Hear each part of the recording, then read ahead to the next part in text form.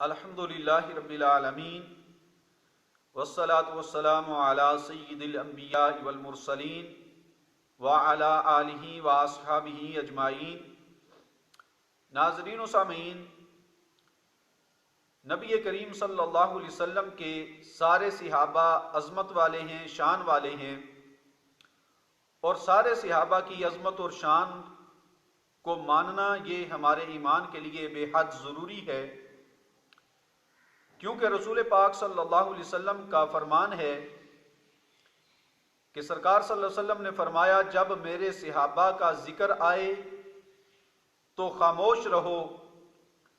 اور حضرت سیدنا جابر رضی اللہ تعالی عنہ ان کی حدیث میں ہے کہ رسول پاک صلی اللہ علیہ وسلم نے ارشاد فرمایا کہ اللہ تعالیٰ نے سارے جہان کے لوگوں پر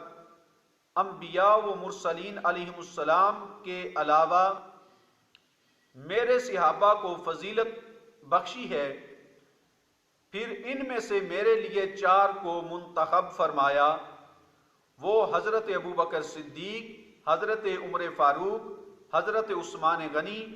اور حضرت مولا علی شیر خدا رضی اللہ تعالی عنہم اجمعین ہیں، اور فرمایا یہ میرے صحابہ میں سب سے بہتر ہیں۔ تو سارے صحابہ عظمت والے ہیں، شان والے ہیں، اور سارے صحابہ میں سے اللہ تبارک و تعالیٰ نے ان 4 حضرات کو سب سے زیادہ عظمت اور شان عطا فرمائی، اور ان 4 میں سے سب سے افضل اور سب سے زیادہ افضلیت اللہ تبارک و تعالیٰ نے